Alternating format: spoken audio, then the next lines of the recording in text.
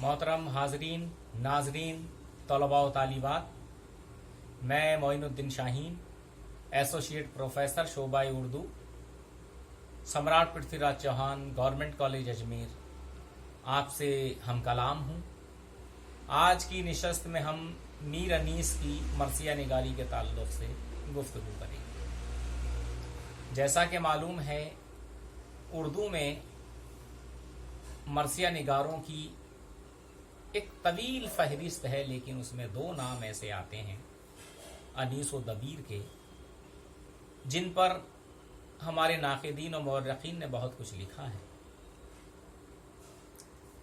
अनीस को बीए और एमए सभी क्लासेस में पढ़ाया जाता है और उनके जो नुमाइंदा और शाहकार मरसिए हैं वो आपके कोर्सेज में होते हैं। मीर अनीस के बुजुर्गों का सिलसिला उर्दू अदब से बहुत पुराना है। मीर हसन का नाम आपने सुना होगा, जिन्होंने बहुत मशहूर मसनवी सहरुल बयान लिखी, उन्हीं के ख़ानदान से आपका ताल्लुक़ है। मीर खलीक, मीर जाहिद वग़ैरह वग़ैरह। अनीस ने इब्तिदान तो गज़लें भी कहीं, रुबाई, क़ता, तरजीह बंद, तरकीब बंद, यानी मुख्तलिफ असनाफ में उन्होंने तबा आज़माई की, लेकिन बाहैसियत मरसिया निगार उन्होंने वो कारहाय नुमाया अंजाम दिए कि जब भी अनीस का नाम नोके ज़बान पर आता है तो हमारा ध्यान उनके मरसियों की तरफ मुंतकिल होता है। अनीस ने अपने एक मरसिए में अपने अहले ख़ानदान की मरसिया निगारी की तरफ और हज़रत शब्बीर से अक़ीदत मोहब्बत की रिवायत की तरफ इशारा किया, जिसमें वो कहते हैं कि नमके ख़ाने तकल्लुम है फसाहत मेरी, नातिक़े बंद है सुन सुन के बलागत मेरी, रंग उड़ते हैं वो रंगी है इबारत मेरी, शोर जिसका हो वो दरिया है तबीयत मेरी, उम्र गुजरी है इसी दश्त की सयाही में, पांचवी पुश्त है शब्बीर की मद्दाही में। उम्र गुजरी है इसी दश्त की सयाही में, यानी ये वो जंगल है या ये वो सिनफ़े सुखन है जिसमें मैं अकेला ही नहीं, मुझसे पहले भी मेरे आबा व अजदाद ने मरसिया निगारी के ज़ेल में, मरसिया निगारी के तनाजुर में ऐसी खिदमात अंजाम दी जिनका तस्करा सुनहरी हुरूफ में नाक़िदीन और मौर्रखीन करते चले आए। अनीस को जज्बात निगारी पे बहुत महारत हासिल थी। औरत, मर्द, बूढ़े, जवान, मजलूम, जालिम किस वक्त किस तरह के जज्बात का इजहार कर सकता, कैसी लफ्जियात का इस्तेमाल कर सकता है, वो वहाँ मिलती है। कहा जाता है कि मीर अनीस को बचपन से ही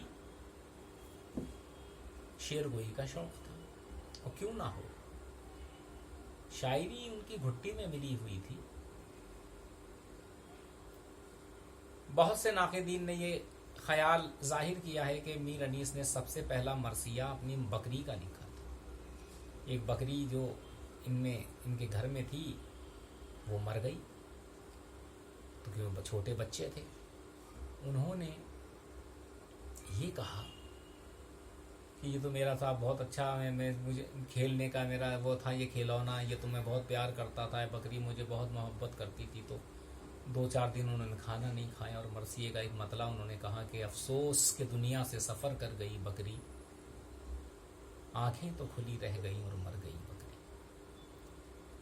जज्बात निगारी की मिसाल देखनी हो तो जिस मरसिए का भी मैंने तस्करा किया उसी का वो बंद मुलाहिजा फरमाए, जहाँ के इमाम अली मकाम एक ऊंचे टीले पे खड़े होकर ललकारते हैं यजीदियों को और कहते हैं कि था ये नारा कि मोहम्मद का नवासा हूँ मैं, मुझको पहचानो कि खालिक का शनासा हूँ मैं, ज़ख्मी होने से न मरने से हिरासा हूँ मैं, तीसरा दिन है ये गर्मी में कि प्यासा हूँ मैं, चैन क्या चीज़ है आराम किसे कहते हैं, इस पे कुछ शिकवा नहीं सब्र इसे कहते हैं। कुरान मजीद में भी आया है, इन्नल्लाह मा साबिरीन, खुदाए पाक सब्र करने वालों के साथ है, होता है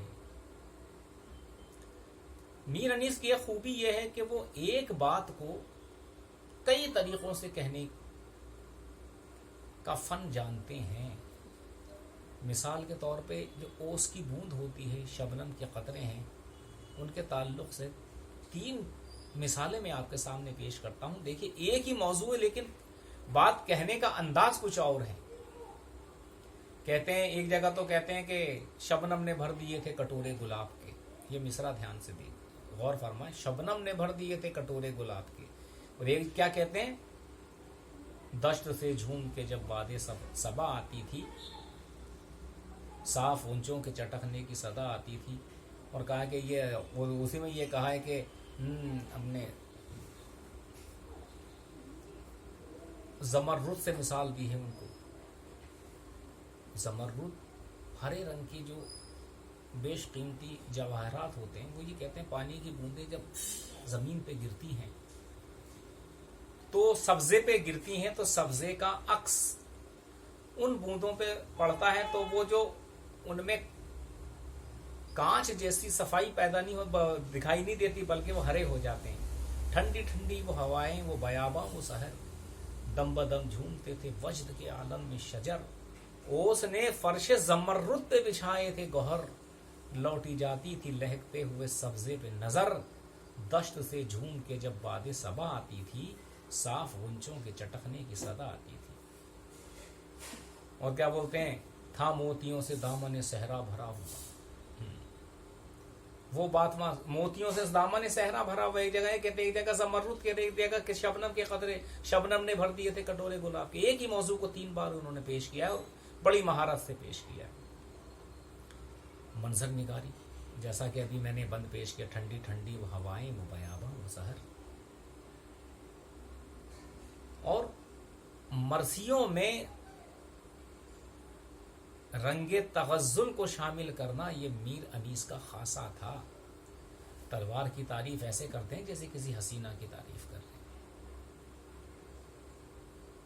کبھی وہ کہتے ہیں تارے جیسی چمکدار ہے، کبھی کہتے ہیں کہ وہ ایک ایسی ناگن کی طرح ہے تلوار، جس پہ گرتی ہے اس کا خاتمہ کر دیتی ہے.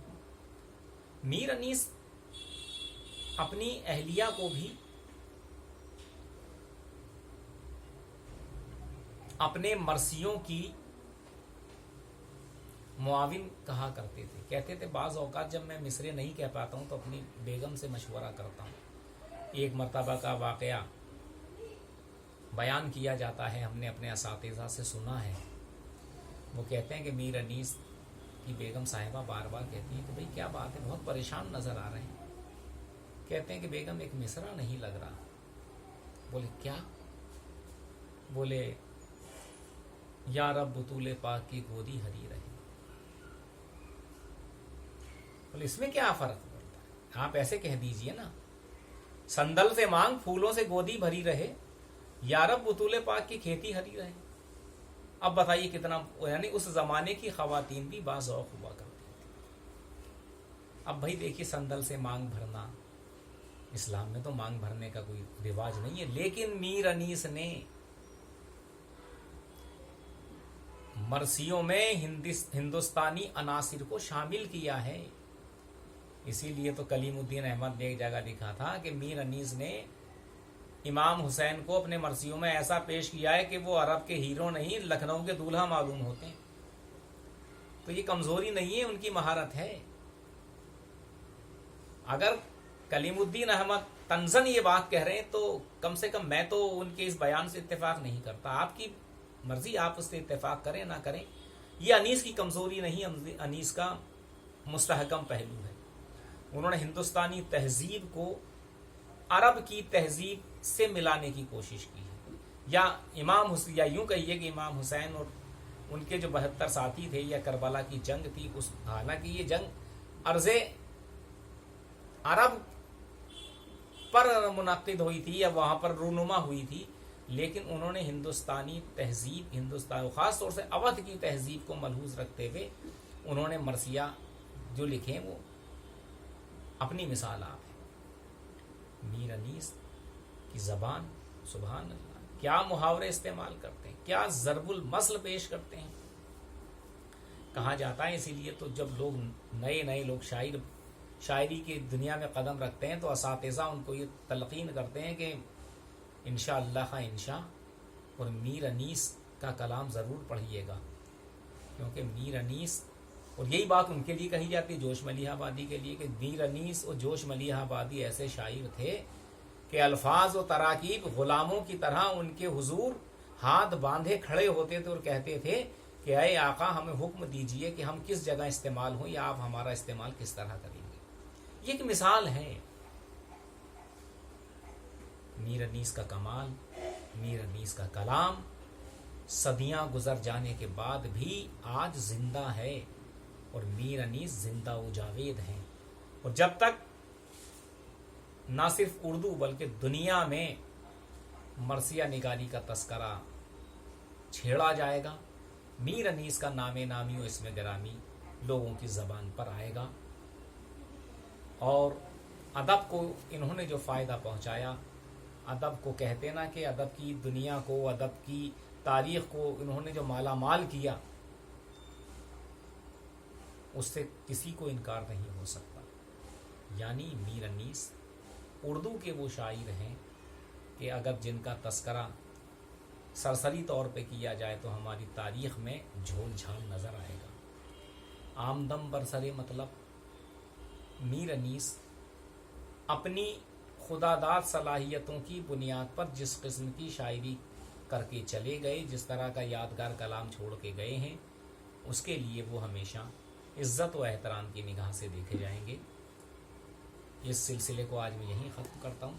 اگر موقع ملا اور مجھے حکم نامہ صادر فرمایا گیا کہ اسی سلسلے کو آگے بڑھائیں، یعنی اور ویڈیو بنانے ہیں، تو میں میر انیس کے کلام پہ مزید گفتگو کروں گا۔ فی الحال یہیں اپنے سلسلے کو روکتے ہوئے آپ سے اجازت چاہتا ہوں۔ خدا حافظ۔